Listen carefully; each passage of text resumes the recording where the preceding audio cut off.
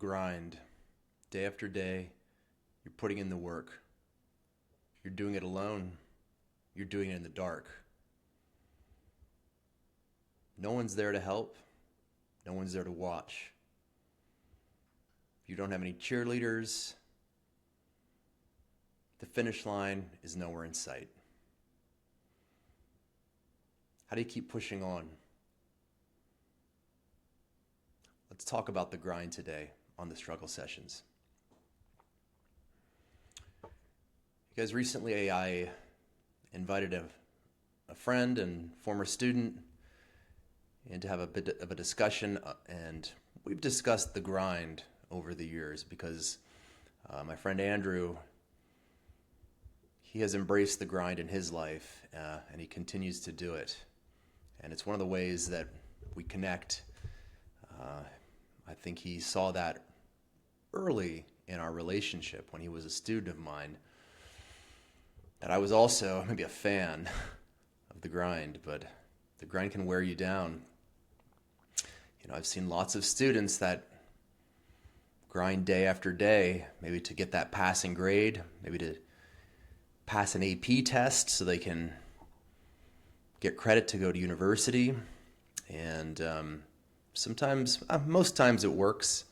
Sometimes it doesn't. I'll tell you what, life isn't fair. And I've had some students that didn't really need to put in any effort at all.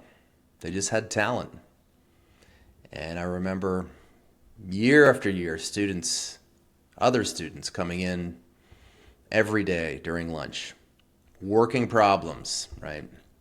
Working problems on the whiteboard and struggling again and again. And sometimes making a mistake and struggling over something that I thought they had mastered previously.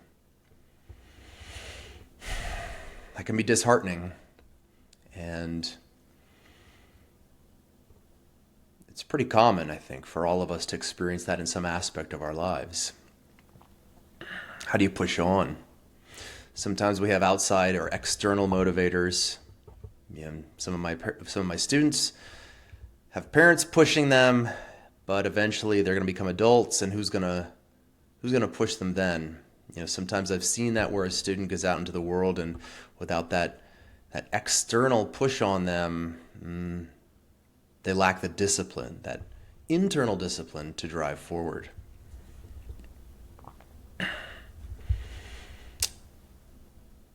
Andrew is an internally driven person, such as myself as well. Not quite sure where that came from, but I've experienced the grind in many ways. Let me tell you a story, another cycling story. I'm big into cycling, and I got deeper into racing when a little bit later in my life compared to most people, late 20s. I had been riding my whole life, but I started to really get interested in riding up mountains. I love to climb mountains on my bike, and that's part of the grind, I guess. A lot of people go, I don't want to ride up that. It's just pure suffer fest. And that's where you'll find me. I love that suffer fest. And when I started initially, I had a goal in mind. There's a race in my home state of Arizona. It's the State Hill Climb Championship. And it's out on Mount Graham near Safford, a small mining town. And this mountain is a beast. I think the top of the mountain is around 10,000 feet. The bottom is somewhere around 3,000, maybe a little bit higher than that. But it's a tough climb. It rivals anything in the Tour de France. Anything, really. Now, of course, an amateur, we're not going as fast as that, but it's still quite a grind. And I thought, I've been riding my whole life. I started to ride with friends, and I had discipline. I had the grind in me. So I started riding my local mountain, practicing constantly. And I thought, boy, I'll put in a good 8 months of effort, and I should do pretty well.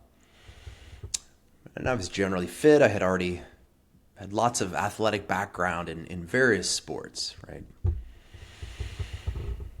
So that first year I went out there, made the long drive, about 2.5 hours, slept in a little hotel overnight, like many of the guys out there.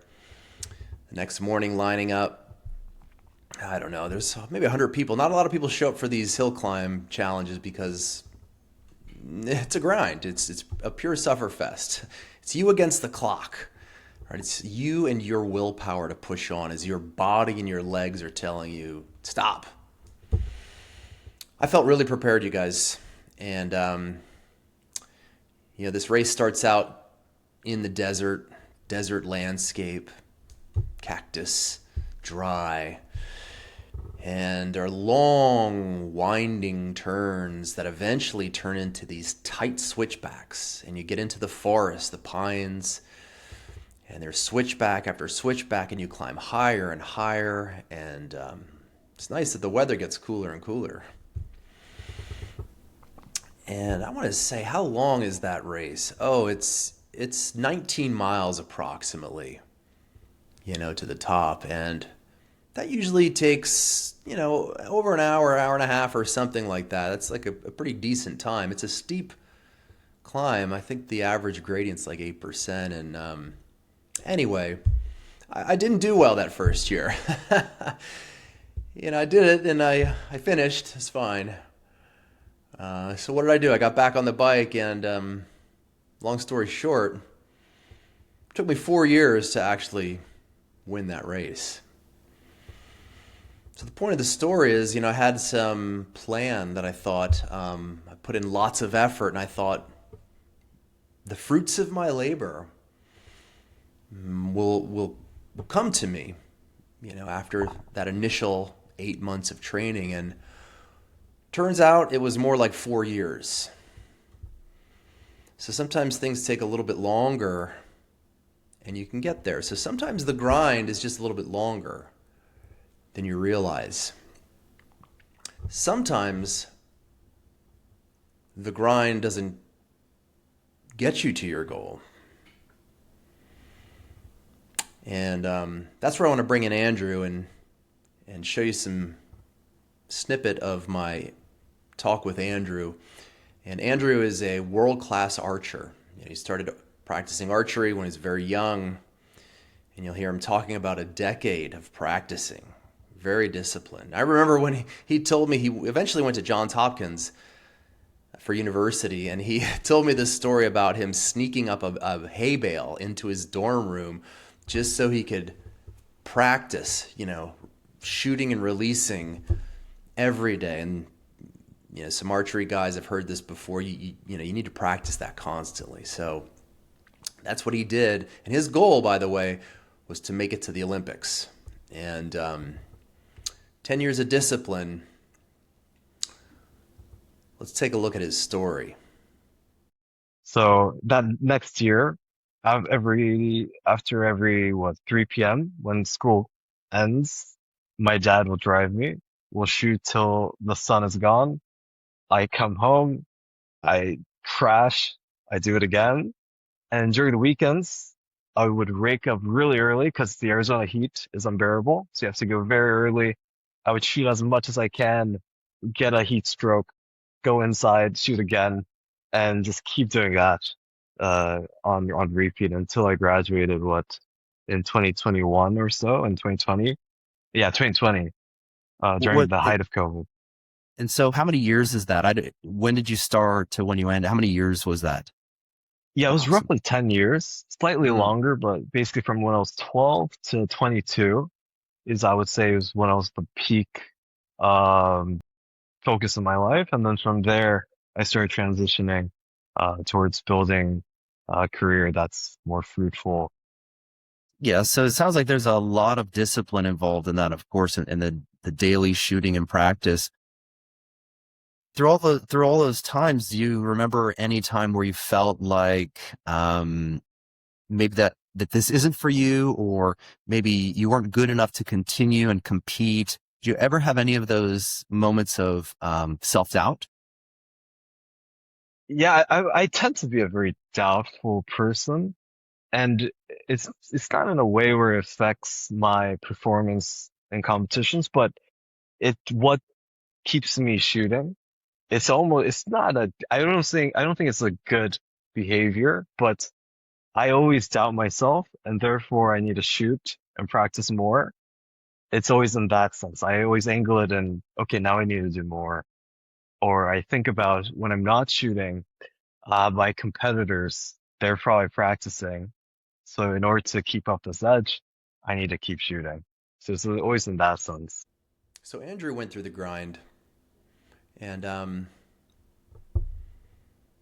he didn't get to the Olympics. He definitely was in lots of tournaments and got to travel. And I've seen some YouTube videos of him in Korea, and so it's not that it was all for naught. And in fact, maybe that's the second lesson here of the grind is sometimes you have the end goal in mind, and that journey just takes you somewhere else, right? Life has a different plan for you, a different story. And I think if you always knew where you were going to go, that would probably be a boring journey. It's that spice of life when things change and you're thrown in a new direction. How do you interact with that? How do you deal with that? How do you make meaning out of that? Is a special little bit of the grind, I suppose.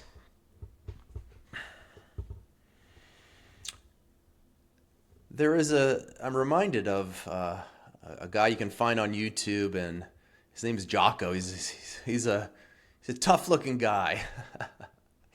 And his attitude is no matter what happens, the response is good, right?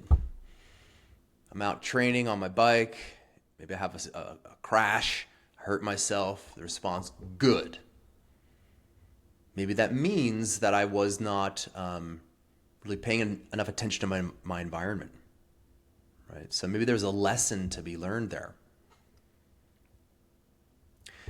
Maybe you have been building a relationship with someone for years and you thought you're putting in the effort and then the relationship ends. Maybe out of nowhere for you. And Jocko would say, good. That person wasn't for you. Maybe you were living an illusion. And so now you can move on and actually find that relationship that is good for you. Good. I like Jocko's attitude. I think it's a healthy one. We can find ourselves miring in despair otherwise, but yet life will go on. When you're knocked down, the sun's still going to rise, it's still going to set. Everyone around you is going to keep going on, and sometimes that's a lone aspect of the grind and the failures that you're going to have is you look around and people are still going to the store, grocery shopping, going to their jobs. They don't know you. The world keeps on turning, right? So maybe reframe how you're looking at those failures, how when you're in that dark night of the soul and you're grinding away, can you create some meaning? And I think the more you do this, the more natural it becomes. And over time, you find that you can step back and look at your life as some narrative. Like reading a storybook. And some of these setbacks are almost like forecasting the future. Right? There's something there if you can reframe your mind. So as you grind out there today, whatever that is, you guys, you're grinding to feed your family. You're grinding to perform in some athletic competition. You might just be grinding to survive. I think that's the vast majority of the world. I'm speaking here with a U.S. or American mindset, and I think about a lot of the places I've traveled where, boy, I'm reminded right now of a guy I met in India. And it's some small town in northern India, and he didn't have any legs. Just an upper body, and he would walk around on his hands. He was one of the happiest guys I've ever met. What a great attitude. Think about that. How would you live your life in such a situation? And he took that and that difficulty and reframed it. And he was a very social guy and everyone around in that town knew him, right, and enjoyed talking with him. So maybe that tragedy somehow led to that, right? Maybe we can reframe it as being a tragedy. It's just another chapter of life. So let's keep on keeping on together. Embracing the grind. Let's keep working at it. If you're one that likes the grind, you're a friend of mine. Let's keep doing it and have a great attitude about it as best we can. I'll see you guys in the grind.